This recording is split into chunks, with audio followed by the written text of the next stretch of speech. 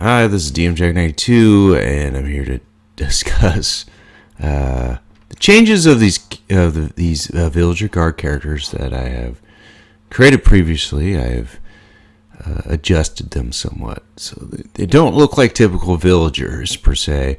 I still have normal villagers in there, but I just wanted to make it so they have appearance, so you can see their weapons and all that stuff. So we'll go over that. So here's our Villager Guard. I know he's not looking as pretty as he used to. I mean the face. But I kind of had to make those types of changes in order to make this happen. See, he has two arms. He's no longer folding his arms like a typical villager would do. And he's holding a weapon in his hand, a sword. And this one's a wooden sword. They have different types of weapons depending on their ranks. That's one way I can tell the difference between ranks now. They got they have the diamond sword. Usually for these guys, the diamond sword represents that it's a captain. So it's captain rank. I do still want to make changes to the textures. I mean, obviously, I made changes to the base texture to make it possible to have arms.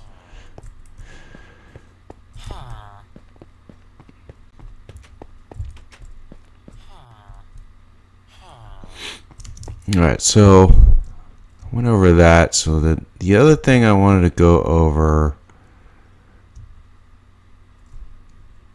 was in Razier.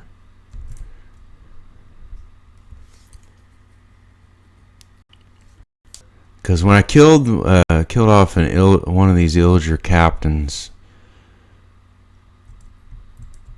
captain of the guard, it's triggered a raid because I had programmed it to have bad omen, and I was like, oh my gosh, because I never dealt with the raid before, and so I was like, and it wouldn't end, and I was in creative mode, and I was like, I was switching back and forth between adventure and creative, trying to figure stuff out, and finally I just finished off in creative. The only solution to the problem was I had to create more of these guards, these Villager guards, in addition to me fighting off the raid. So these guys kind of help me out because they will fight off raid people. Not all the time, but on certain times of the day. I was doing most of the work, of course. And then I did it. I ended the raid, and you can see on the top side of the screen that little picture of an emerald. That represents my completion of the raid, and that I'm awarded, and that they're all happy about it, the inhabitants of here. So you can see they have the sword. These Villager Guard have a sword. They have this guy is carrying a bow, and yeah, he can use the bow. If I was to put, let's see, a villager, he can actually shoot the bow at the villager. Pretty good, pretty good, pretty good. Trust me, that wasn't easy to make that happen. Took like days to do this, but I did it. It was like amazing. I mean, that was just crazy.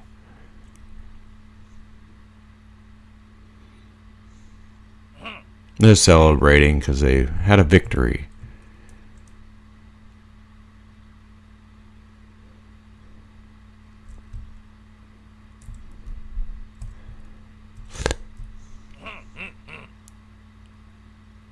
See? Once the celebration's over, the guy with the bow and arrow has now been promoted. So now he has a wooden sword instead. Doesn't serve much of a purpose now. But whatever. I'll just leave him on the roof. That's pretty good. Pretty good, pretty good. Yeah. Just some Villager commoner right there. They were surrounding me at one point. I was right here, and they're all surrounding me after I completed that raid. I had walked away from the room and I came back in and I was like, well, hey, I'm surrounded. Maybe they were curious about me, maybe they're happy about me beating the raid, maybe it was both. I don't know, who knows. Little guards and villagers, and especially the guard. The guards are weird. They're more complicated. I put a lot of work into them. Alright. I think that covers that. There's not really much else to put out there. Pretty much went over. I hate getting shepherds. Why do I have a shepherd in here? No shepherds.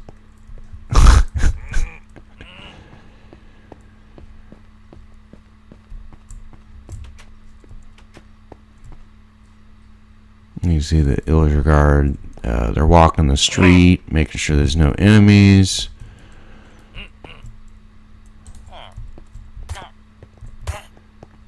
Getting rid of any normal villagers. They're not allowed in this place.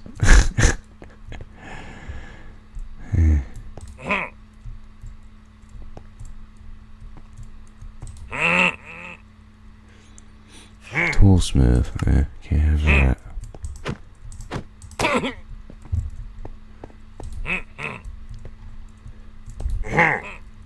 Okay, you're allowed.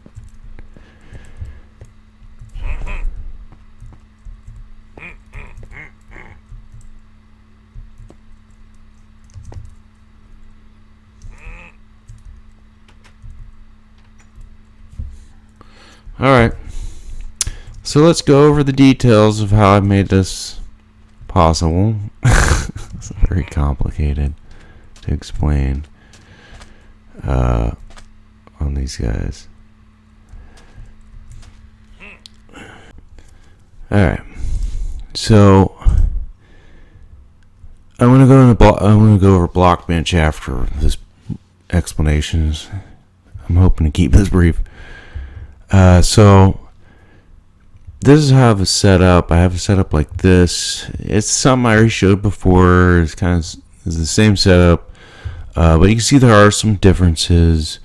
For the geometry, it's changed. I created my own geometry file for the Villager guard.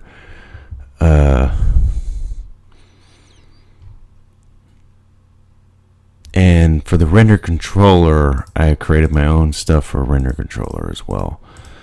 As far as the controllers themselves, it's not really necessary. You don't have to make your own custom controllers. You can if you want, but it's not really needed. You use what's already provided. But this part is the most important part, is the render controller, the geometry. Those two things are tied together in a way, so at least in this scenario, especially the geometry is very important for that. The texture file that seems to affect the geometry, I tried using a Vindicator for the Villager guard at first, but I was like, ugh. It had a conflict and I was trying to figure it out. I even overlaid and I still had problems, and I found out I had to do the texture file itself. That was what was causing the issue for it not to work. So I ended up using the Villager guard template for the Villager guard, but I used my Villager commoner texture for the Villager guard instead of this, obviously, so that way it looks like an Villager. But same content, though, since I managed to get this working. So if you go into the render controller, you can see I didn't really do much. This doesn't really work. I got rid of the other stuff. I figured since the items kept me invisible anyway, this doesn't really do anything, not really. But I just leave it there anyway. As far as part visibility, it's a little buggy when you have the arms in the factor, but with I think my archer character, the actual archer outfit, and then there's another outfit, the cartographer. If the arms are folded, it's fine, but if the arms are out, it's a little buggy. for some reason. It's probably because it wasn't meant to be that way, but I made it possible anyway. So in order for the arms to be out, let's see if I explain this. Is the geometry. That's what makes it possible to have arms. And the texture file, both of those. So all I did was I deleted the arms section in my geometry JSON file. Well, I created a new JSON. That way it doesn't ruin the original Villager. And then I use these arm things, right arm, right item, left arm, left item, which you can easily copy and paste from one of the other monster files.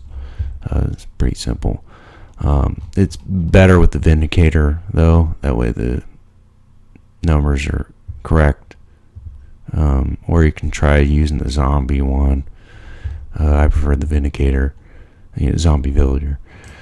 And then it should work out. So then after that, then you have to deal with the textures.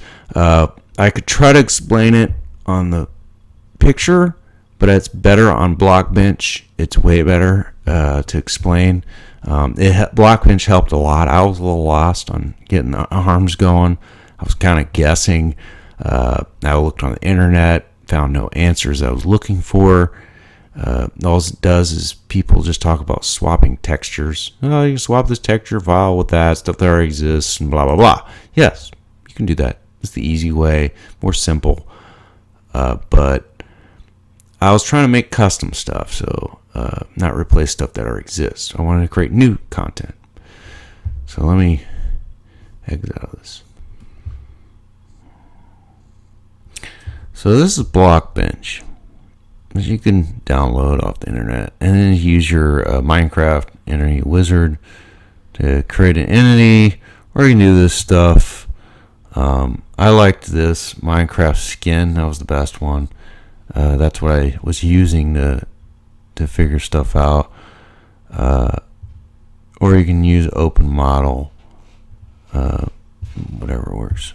So let's go to Minecraft skin on your Blockbench, and I go into texture.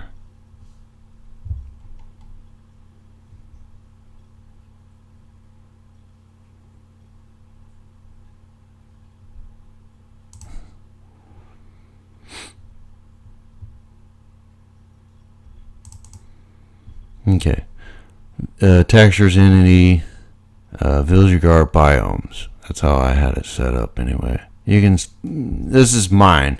You can use whatever character, Villager, Commoner, or Villager 3, or whatever you want to name your folder. And then I just added a biomes folder to it. Doesn't have to be that. That's just my custom character name. And then I was changing them. I could change the other ones. I was thinking about it, but I wanted to focus on this since that's what it defaults to, is planes. You can change the default biome texture in the folder if you want, or recode stuff somehow, whatever floats your boat. I plan to get stuff changed around somehow, coding wise, but I like maybe switch out what biome outfit you wear or whatever. I don't know, it's complicated. I don't know. Because like in regular area it's fine, like a regular Minecraft world, but in Flatland it's a little more complicated, so it's probably easier just to, since everything's plains in the Flatland, I'd probably do coding wise. I don't know. So let's open this up. You could do Steve. I prefer Vindicator, but I want to explain Villager new. We're going to use that. I want to confirm. And this is what it looks like, my texture file. Oops. Do that.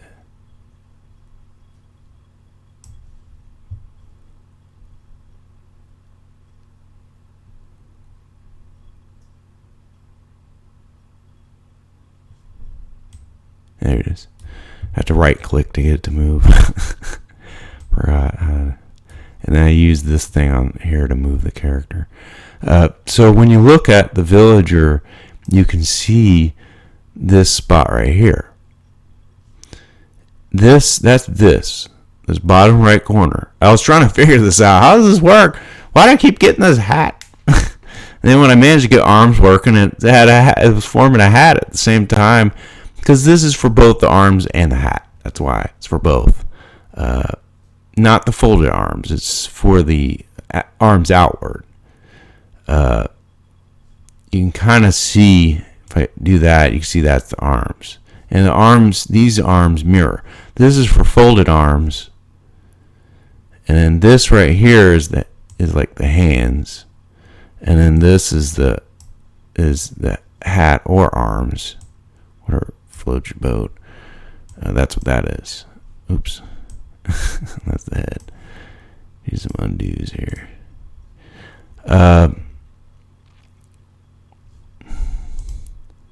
So now you can see that is for the hat, that bottom right corner, if you're going to try to manually do it without this 3D program, which that's what I ended up doing. I mean, this is great. I love this software, but I ended up doing it manually because that's just my preference, because that way I can zoom in completely, so I can get a lot of details on each individual spot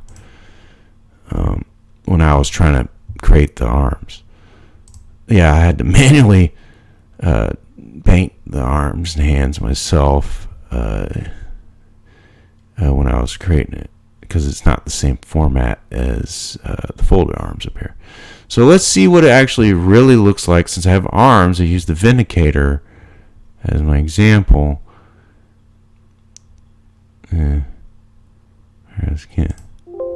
Discard. So we'll use the Vindicator as an example so you can understand. That's the best example since it's similar to the villager. This is what it really looks like. So you can see it has arms, no hat. That's the other thing I had to remove was brim from that file that I showed earlier. I removed the arms code and the brim from the geometry, and that makes it so that there's no hat on top. And then there's no folding of arms. That way it's less issues. Otherwise, I ended up with folding arms with a floating sword through the body, and that just didn't look good. I was like, what the heck? I was like, I might as well just get rid of the folding arms altogether. This is looking ridiculous looking. Nose. It's the nose. Big, giant nose. Squidward. It's Squidward. Yeah, so you have these arms. So if I do this, you can see the arms are being affected. That's the shoulder region, I guess, for this Vindicator guy. Something like that. There we go. See it? This is a mix of both. Yes. And it also, no, that's just his body. That's all it is. It's affecting the body. You can see that if I get rid of the body, so you can see what is going on.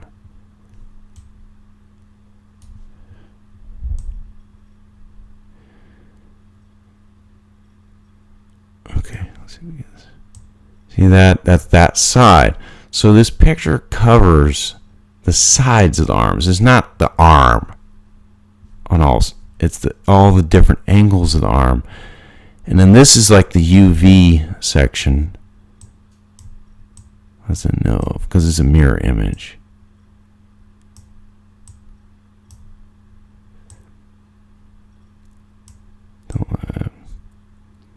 Yeah, it's a mirror image. And that doesn't show because that's probably part of the body. That's a mirror image.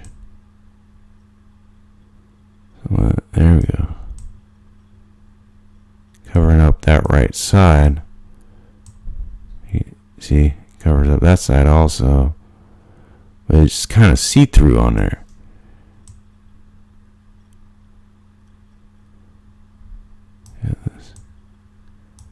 There we go.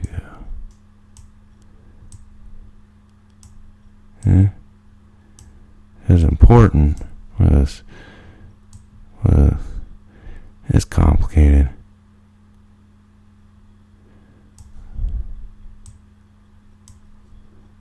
I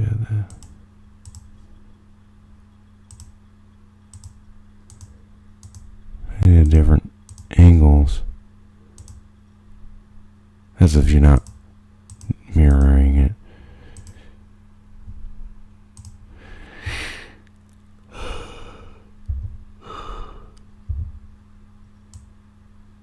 That's the body. This middle part right here. You're doing Vindicator model, that is. Alright. So, you get kind of a general idea. So, that's where the arms are supposed to be on there. For a Vindicator type model, if you're using the Villager, you have to use that for the arms. Otherwise, it will end up being for the hat, or both if you have arms and the hat. It's kind of weird and complicated. Alright, so that explains how I did it. Pretty easy. I don't know about the coding part. Coding part's kind of copy paste, but you have to know which to remove and what to add and where to add it. And Vindicator, though, is a little more complicated. Because the problem with the Vindicator is it has issues when you try to add a controller. If it's relating to a Vindicator image, it prefers to have it in stuff in the animation section, on the scripts portion of it. That I understand why they did that. Makes perfect sense because that's how they get it to work. When you do controllers, it doesn't want to work. Sorry, I had a fly on my monitor. Alright, so I think that's pretty much it. So that covers that. I don't really have much else to add to this. Wish I did. I didn't really add like new mountains or lands or anything like that. I was mostly focusing on characters at the moment, trying to make improvements to them. I would love to make new items. That's still work in progress. Plan to utilize Blockbench for some things. Probably not everything, but some things. Like I said, I like to manually handle textures. That's my preference without Blockbench. But Blockbench is still a good tool to use for the Minecraft thing. I think it's a very valuable tool. It's useful, serves a purpose. It makes it easier to see what you're doing. All right, so I'll see you guys later. If you like this video, be sure to click the like button down below. Also, remember to subscribe to this channel, DMJack92 Gaming, to enjoy more videos from me. I hope to see you guys on my next video, whether it be serious, comedy, or some other game. Whatever it is, I will enjoy your company. See you guys later.